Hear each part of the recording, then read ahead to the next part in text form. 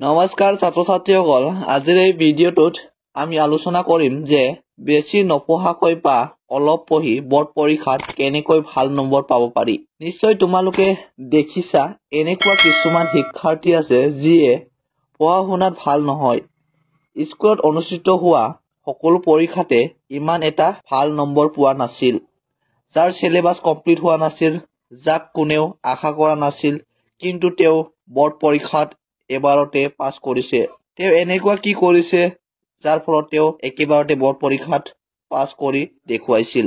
বহুত শিক্ষাৰ্থীয়ে কয় মোৰ সিলেবাস কমপ্লিট হোৱা নাই, মোৰ পঢ়া পাতি হোৱা নাই, মোৰ প্ৰস্তুতি হোৱা নাই, মই এতিয়া কি কৰিম, পৰীক্ষাত ফেল কৰিম নেকি। যদি তোমাৰ কোনো বিশেষ প্ৰস্তুতি হোৱা নাই, তথাপিও যদি তুমি আজিৰ এই ভিডিঅ'টোত আলোচনা কৰা কৌশল কেইটা ভালদৰে অনুসৰণ কৰা, কৌশল কেইটা পৰীক্ষাত প্ৰয়োগ কৰা, তেনেতে কোনো একো বিশেষ নপঢ়াকৈ ক্লাছ 10ৰ পৰীক্ষা বা ক্লাছ 12 বৰ্ড পৰীক্ষাই হওক একেবাৰতে পাছ কৰিব পাৰিবা। যদি তুমি ক্লাছত মন দিছিলা বা অলপ হলেও পঢ়িছা, তেনেতে বহুত ভাল নম্বৰ লৈ বৰ্ড পৰীক্ষাত পাছ কৰিব পাৰিবা।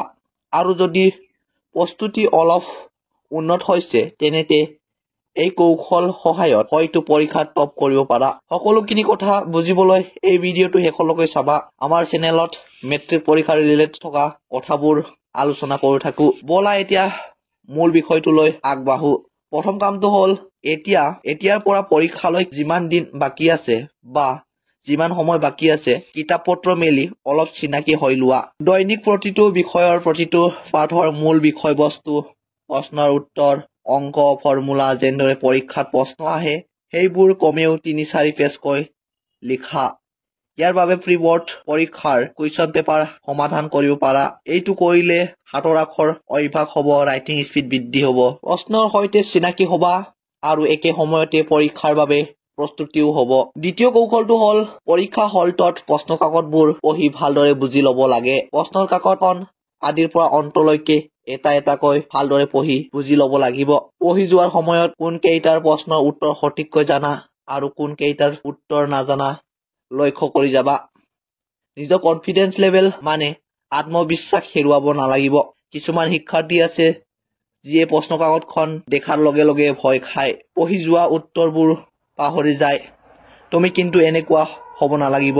আনৰ কথা বাদ দিয়া, তুমি নিজে এইটো জানিব নালাগিব যে তুমি একো পঢ়া নাই, তুমি একো প্ৰস্তুতি কৰা নাই। তুমি এবাৰো নাভাবিবা যে তুমি একো প্ৰস্তুতি কৰা নাই। এনেকুৱা নহয় যে তুমি কেৱল যাৰ প্ৰস্তুতি ভাল হোৱা নাই, তেনে বহুত শিক্ষাৰ্থী আছে যাৰ প্ৰস্তুতি ভাল হোৱা নাই, যি সময়ত তোমাৰ লগত পৰীক্ষাত বহি আছে, গতিকে সেই সময়ত তুমি জানো বুলি প্ৰশ্ন কাকতখন ভালদৰে পঢ়ি লোৱা। ৩ নম্বৰ কৌশলটো হ'ল যি কেইটাৰ প্ৰশ্নৰ উত্তৰ জানা সেই কেইটা উত্তৰ আগত লিখি লোৱা আৰু এনেদৰে লিখিবা যাতে উত্তৰবোৰ সম্পূৰ্ণ শুদ্ধ হয়। প্ৰশ্নই সোধা সকলোখিনি দৰকাৰী কথাখিনি লিখিবা।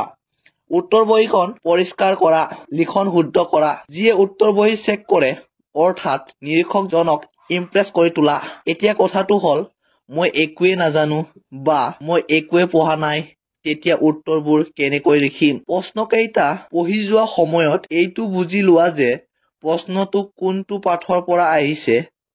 কিছুমান প্ৰশ্ন এনেকুৱা থাকে যে য'ত উত্তৰটো লুকাই থাকে বা প্ৰশ্ন কাকতখনত তাৰে উত্তৰ থাকে। প্ৰশ্নত থকা শব্দবোৰ মন কৰা, যিটো পাঠৰ পৰা প্ৰশ্নটো শুদ্ধ হৈছে সেই পাঠৰ পৰা প্ৰশ্ন লগত সংগতি থকা যি কথা তোমাৰ মনত আছে সেইবোৰ শব্দত লিখি প্ৰকাশ কৰা। ৪ নম্বৰ কৌশলটো হ'ল পৰীক্ষাত প্ৰশ্ন কাকতত থকা সকলো প্ৰশ্নৰ উত্তৰ লিখিব লাগিব। এতিয়া কবা যে মই নজনা প্ৰশ্নৰ উত্তৰ কেনেকৈ লিখিম, সেইটোৱেটো ক'ব বিচাৰিছো। তুমি উত্তৰটো জানা বা নাজানা সকলো প্ৰশ্নৰ উত্তৰ লিখিব লাগে, কিন্তু অদৰকাৰী কথা নহয়, পাঠৰ সৈতে জড়িত থকা কথাখিনি লিখিব লাগিব। সম্পূৰ্ণ উত্তৰটো লিখিব নোৱাৰিলেও সেই প্ৰশ্নৰ উত্তৰটো আধা হলেও লিখিব লাগিব।